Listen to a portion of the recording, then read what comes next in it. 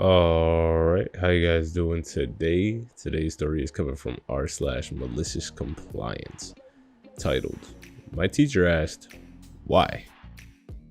Now this is a simple one, and it might not fit here exactly, but the story has stuck with me. In my senior year of high school, circa 2000-2001 school year, I had a humanities class that I enjoyed quite a lot. My sister, who was 10 years older than me, told me to take it because it'd be interesting. She had it with the same teacher in her senior year. At the end of the year during finals week, the teacher gave everyone a brand new composition notebook with the word "Why?" on page 1. We were told to answer as much as we needed to get our point across, and then we could leave class. Most of the kids began to write, and I remember that one girl wrote like 10 pages. I wrote, "Because," period, in the first line under the question, and turned it in and left. When I came back, I was one of the only 2 people to get an A, along with the girl who wrote the 10 pages. Malicious? Not badly, but leaving class after a minute or so sure had people pretty mad about my grade. And a comment to that reminds me of the philosophy professor joke I read in a book once. The professor's final exam was putting a chair on a desk and told the class to prove that the chair did not exist. The only student to get an A was the student that wrote, "What chair?" and left the class immediately. And then a comment to that. This, likely apocryphal story has been attributed to Gertrude Stein and others. Also, in case you didn't know, apocryphal means of a story or statement of doubtful authenticity, although widely circulated as being true. AKA pretty fake, but pretty widespread in notoriety. So this likely apocryphal story has been attributed to Gertrude Stein and others. As it was told to me over 30 years ago, a philosophy exam demanded proof that the chair existed.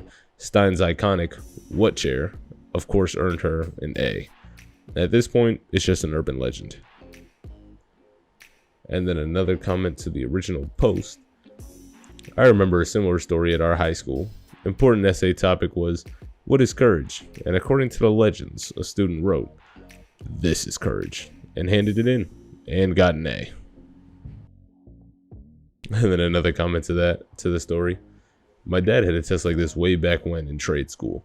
They were always told to read the entire exam before starting, but no one ever did. So on one test, the final question was something like, ignore everything else, sit quietly for 20 minutes, then hand in a blank test. My dad and one other guy were the only 2 that passed. And then a comment to that.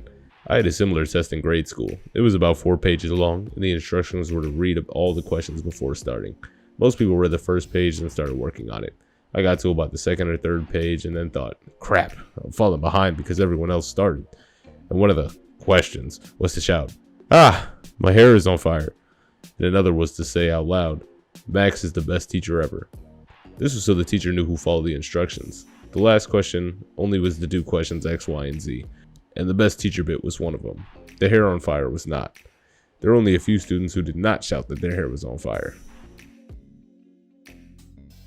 And then a comment, similar. In 9th grade, I took an elective photography class. On the final exam, he included a bonus question of, how much wood would a woodchuck chuck if a woodchuck could chuck wood? Some answers with a number, some didn't put anything. I answered with, a woodchuck could chuck as much wood as he could if a chuck, my bad. Some answered with a number, some didn't put anything, and I answered with, a woodchuck would chuck as much wood as he could chuck if a woodchuck could chuck wood. I honestly can't remember where I read/heard that originally, but I'm glad I did. And remembered it. I didn't actually get a bonus point or anything. It was a strictly for fun question.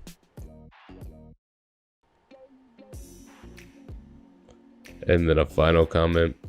My roommate junior year of high school slept on his final paper. It had a 3,000 word count minimum and he just didn't do it. Was assigned the first day of classes, but he chose to write that the white rabbit and the Jabberwocky are the same being.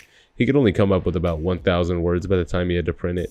So he slapped a picture of each of them at the top and added a note saying, if a picture is worth 1,000 words, and including this note, I have written 1,018 words. I have enough words for this assignment. And it worked. The next year I had the same teacher and did the same thing. I slept on my term paper. My assigned topic. The teacher would assign topics to students who liked to pick their own and make those who wanted to be assigned pick their own. Was, what is bravery? I went to class the day it was due with a printed paper with the title and all the other info he needed, and when he asked me for mine, I wrote in pen, "This is," and walked out. it also worked. And that'll be the end of today's story. I'll see you guys later. I just enjoyed most of the comments because I initially saw the first one about the Greta Stein thing and thought it was pretty interesting, and you know, make it a mini philosophy lesson. But yeah, that'll be the end, and I hope you guys have a fantastic day.